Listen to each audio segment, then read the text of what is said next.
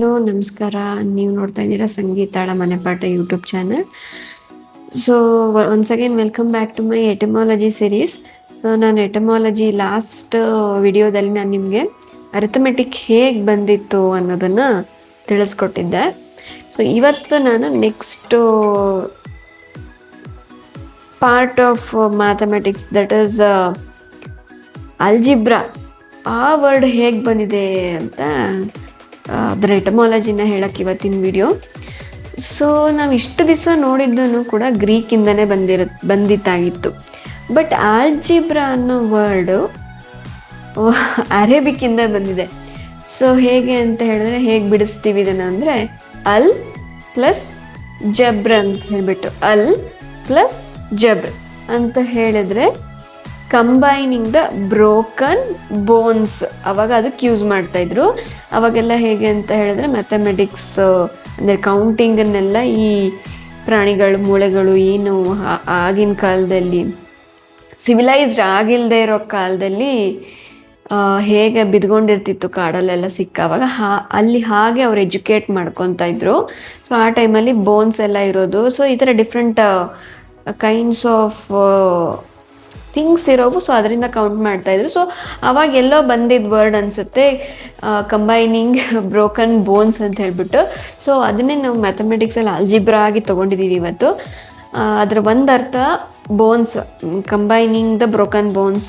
So ಈಗ modify ಮಾಡಿ ಹೇಳೋದಾದರೆ ಮ್ಯಾಥಮೆಟಿಕ್ಸಿಗೆ ಕಂಬೈನಿಂಗ್ ದ ಬ್ರೋಕನ್ ಪಾರ್ಟ್ಸ್ ಅಂತ ಹೇಳ್ತೀವಿ ಮ್ಯಾಥಮೆಟಿಕ್ಸಿಗೆ ಬಂದಾಗ. ಸೊ ಹೀಗೆ. ಸೊ ಈ ಆಲ್ಜಿಬ್ರಾ ವರ್ಡ್ಗೆ ಕನ್ನಡದ ಪದ ಸಮಾನಾರ್ಥಕ ಪದ ಯಾವುದಪ್ಪ ಅಂತ ಹೇಳಿದ್ರೆ ಬೀಜಗಣಿತ ಅಥವಾ ಬೀಜಶಾಸ್ತ್ರ ಅಂತಲೂ ಹೇಳ್ತೀವಿ. ಬೀಜ ಅಂತಂದರೆ ಏನು ಅನ್ನೋದು ನಿಮಗೆ ಗೊತ್ತೇ ಇದೆ ಅಲ್ವಾ? ಬೀಜದ ಕೆಲಸ ಏನು, ಅದು ಭೂಮಿಗೆ ಬಿದ್ದ ಮೇಲೆ ಅದಕ್ಕೆ ಬೇಕಾಗಿರೋ ಮಾಯಿಶ್ಚರು, ವಾಟರ್ ಎಲ್ಲ ಸಫಿಷಿಯೆಂಟಾಗಿ ಸಿಕ್ಕ ಮೇಲೆ ಏನಾಗುತ್ತೆ, ಅದು ಒಡೆದು ಬಿಟ್ಟು ಬ್ರೋಕ್ ಆಗಿ ಒಂದು ಸಿಂಗಲ್ ಟೈನಿ ಸ್ಪ್ರೌಟ್ ಆಗಿ ಬಂದು ಅದೇ ರೀತಿ ಮುಂದೆ ಗ್ರೋ ಆಗಿ ಅದು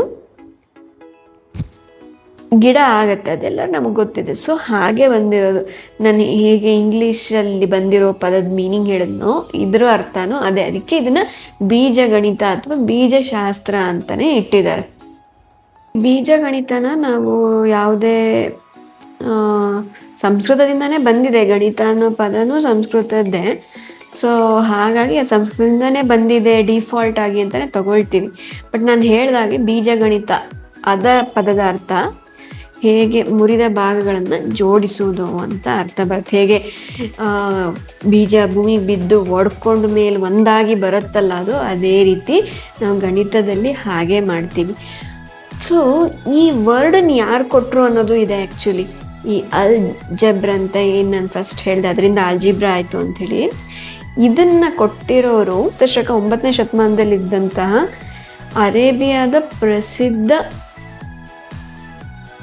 ಗಣಿತಶಾಸ್ತ್ರಜ್ಞ ಅಥವಾ ಗಣಿತಜ್ಞ ಒಬ್ಬ ಮೊಹಮ್ಮದ್ ಇಬ್ನ್ ಮುಸ್ ಅಲ್ ಖ್ವಾರಿಜ್ಮಿ ಅಂತ. ನನಗೆ ಅದು ತುಂಬ ದೊಡ್ಡದು, ಹಂಗಾರೆ ನೋಡ್ಕೊಂಡು ಹೇಳ್ತಾ ಇದ್ದೀನಿ.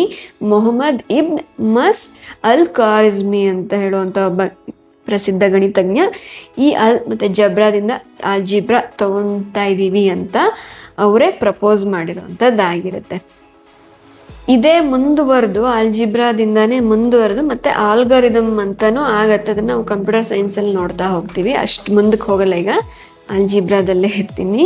ಸೊ ಹಾಗಾಗಿ 9ನೇ ಶತಮಾನದಲ್ಲೇ ಈ ಆಲ್ಜಿಬ್ರಾ ಅಥವಾ ಬೀಜಗಣಿತ ಅಂತಕ್ಕಂಥದ್ದನ್ನು ಈ ವ್ಯಕ್ತಿ, ಅರೇಬಿಯಾದ ಪ್ರಸಿದ್ಧ ಗಣಿತಜ್ಞ ಕೊಟ್ಟಿರ್ತಾನೆ. ಸೊ ಈ ಇನ್ಫಾರ್ಮೇಷನ್ ನಿಮಗೆ ಇಷ್ಟ ಆಯಿತು ಅಂತ ಹೇಳಿದ್ರೆ ದಯವಿಟ್ಟು ಶೇರ್ ಮಾಡಿ ನೋಡಿ. ಅದೇ ರೀತಿ ಸಬ್ಸ್ಕ್ರೈಬ್ ಕೂಡ ಮಾಡ್ಕೊಂಡು ನೋಡಿ. Thank you for watching.